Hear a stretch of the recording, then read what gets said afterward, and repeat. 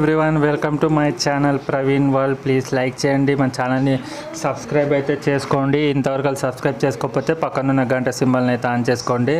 ఈరోజు అయితే మనం బీసీసీ అయితే ఇండియా స్క్వాడ్ ఇంగ్లాండ్ టెస్ట్ సిరీస్కి అయితే అనౌన్స్ చేసింది. శుభ్మన్ గిల్ అయితే యాజ్ యూజువల్గా క్యాప్టెన్ అయ్యిండు, రిషబ్ పంత్ అయితే వైస్ కెప్టెన్ అయ్యండి. ఇంకా దీంట్లో టీంలో ఎవరెవరు సెలెక్ట్ అయినరో ఎవరెవరు తీసుకోలేదో డీటెయిల్గా అయితే మనం వీడియో అయితే చేసుకున్నాం. సౌండ్ చిన్న పండు డీటెయిల్గా అయితే చెక్ చేసుకున్నాం. ఈ England series 5 test match series అయితే జూన్ 20 నుంచి అయితే స్టార్ట్ అవుతుంది ఇంగ్లాండ్లో. ఇది 2025-27 WTC ఛాంపియన్షిప్ సైకిల్ స్టార్ట్ అవుతుంది. దాంట్లో మనదే first test series. Rohit Sharma retire అయిన తర్వాత టెస్ట్ క్రికెట్ నుంచి ఇక అఫీషియల్గా ఈరోజు అయితే శుభ్మన్ గిల్ అయితే క్యాప్టెన్ అయ్యిండు. అతను వైస్ కెప్టెన్ ఏమో రిషబ్ పంత్ అయితే అయ్యిండు. రోహిత్ శర్మ ఇంకా విరాట్ కోహ్లీ రిటైర్ అయినాక ఫస్ట్ టెస్ట్ సిరీస్ ఇది. ఇంకా మనం టాప్ ఆర్డర్లో ఎవరెవరు ఉన్నారో చూద్దాము. శుభ్మన్ గిల్ క్యాప్టెన్, ఇది ఇండియా నుంచి ఫస్ట్ టైం టెస్ట్లో క్యాప్టెన్ చేయడం. యాజ్ యూజువల్గా Yashasvi Jaiswal attacking left hander batsmen, మంచిగా కన్సిస్టెంట్గా ఆడుతుండు. ఇంకో ఓపెనర్ ప్లేస్లో అయితే కేఎల్ రాహుల్ని కూడా సెలెక్ట్ చేసిండ్రు. బ్యాకప్ ఓపెనర్ అంటే టాప్ ఆర్డర్లో ఆడతాడు అతను, మిడిల్ ఆర్డర్లో కూడా ఆడే ఛాన్స్ ఉంది కాబట్టి అతన్ని తీసుకోరు.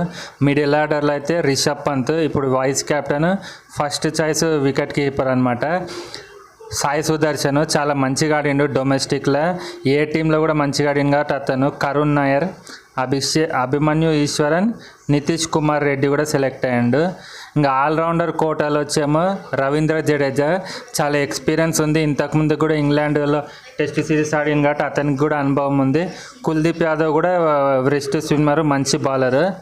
ఇక మనం ఫాస్ట్ బౌలర్లు ఎవరెవరు సెలెక్ట్ అయినా చూసేటైతే జస్ప్రీత్ బుమ్రా ఇప్పుడు ఫాస్ట్ బౌలర్కి ఇక అతనే హెడ్ అనుకోవాలి, మంచిగా ఉండి.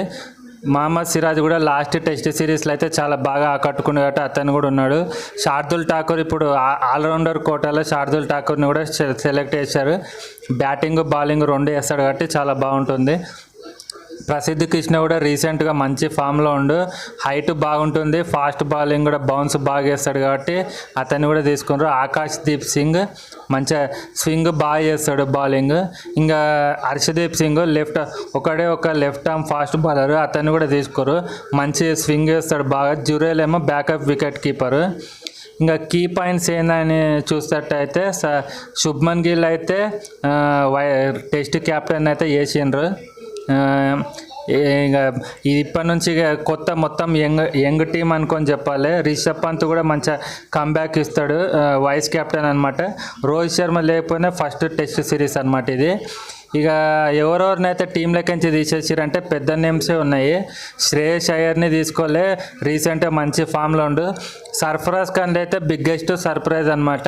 లాస్ట్ మ్యాచ్లో 150 కొట్టాడు. ఆస్ట్రేలియా సిరీస్లో ఒక్క మ్యాచ్ కూడా ఆడపియలేదు, కానీ అతను కూడా సిరీస్ నుంచి అయితే తీసుకోలేదు.